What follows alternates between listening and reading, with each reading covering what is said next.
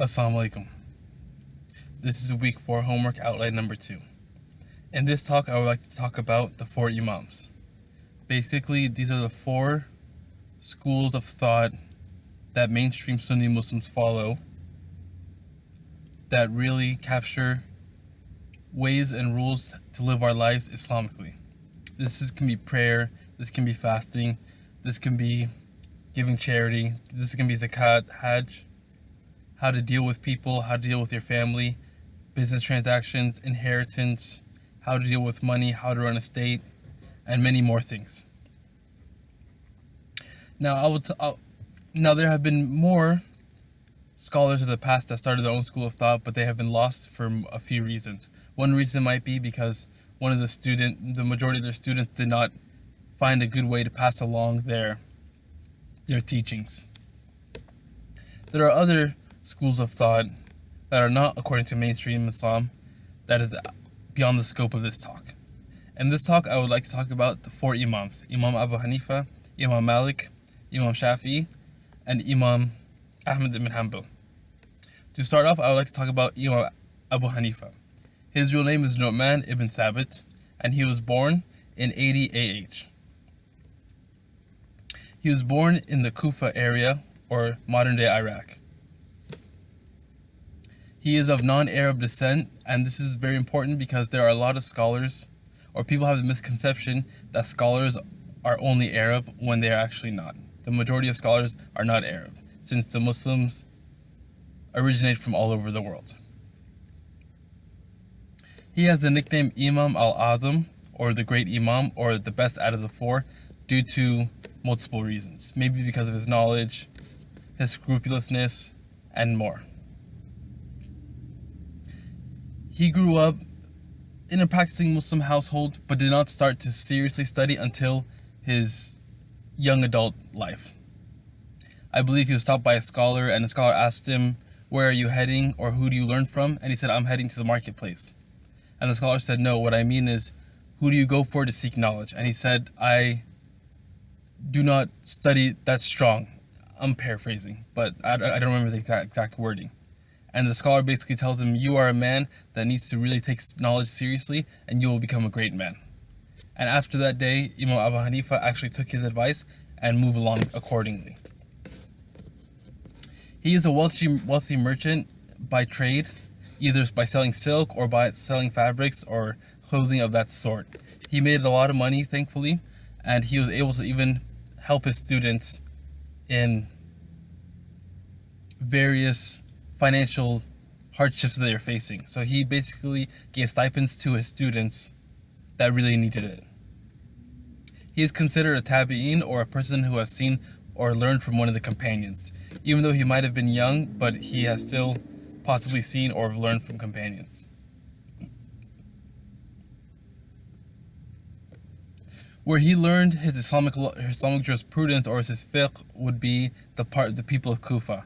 Some of the companions that went to Kufa would be Ibn Masud or Ali, and many other people. And Ali taught his students, and his students taught his students, all the way down to Imam Abu Hanifa, probably two or three teachers in the middle. He is the first one to actually define processes to come up for the principles of Islamic law. So he was the first one to sit down and write down rules, even though he might not have as famous books as the other Imams, but he's the first one to actually sit down with his students, come up with rules, and come up with rulings. 2 of his famous students would be Qadi Abu Yusuf and Imam Muhammad ibn Hassan al-Shaybani. These 2 students, of course many more, are the ones who really transmitted down his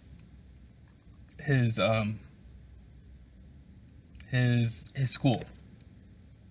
The next scholar I like to talk about is Imam Malik. His name is Malik ibn Anas ibn Malik.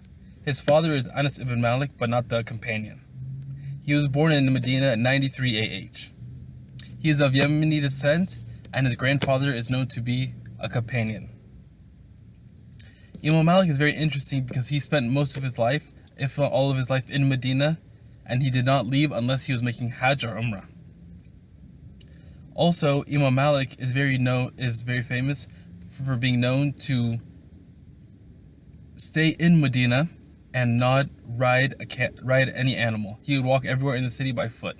He would only ride an animal if he was outside of Medina out of respect for the land that he was on. Basically because the Prophet, peace be upon him, was there, the companions, and everyone was there, and it's a very blessed place. And he stayed his whole life in Medina. So he was born there and he died there. He has very famous teachers. One would be Ibn Umar's client, or Nafi', Alqama, and the 7 Fuqaha of Medina, plus many more. His famous student will be Imam Shafi'i and many more. His famous book is the Al-Muwatta, or his famous hadith collection, which had rulings in it and very authentic hadith. He's the second one in age, in elderliness. Imam Abu Hanifa is number 1, he is number 2. The next person I'd like to talk about is Imam Shafi'i. Now he is the third oldest out of them all, and he is a student of Imam Malik.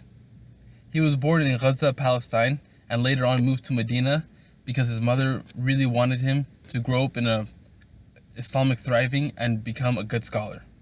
Many people doubted her, but soon she would be the one that would be right at the end of the day. His father died at a young age, and he was raised by his mother. He memorized the Quran and Imam Malik's Muwatta at a very young age, and basically studied under Imam Malik years later on. He is a Qurayshi, or he is part of the family of the Prophet, peace be upon him, through lineage, on his dad's side. He is very famous because he has traveled a lot, like many scholars, to get his knowledge.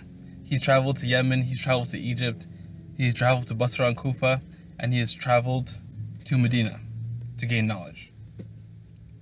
His famous book is Al-Risala, or one of the first books ever to be written about Usul al-Fiqh. His famous student is Imam Ahmed, who I'm going to talk about next. Imam Ahmed is the last and the youngest of the 4 Imams and the seal of the different madhahibs. He was born in Baghdad in 164 AH. He is of Arab descent and from the Shaybani tribe. He memorized the Quran at a young age, and he started studying at a very young age also.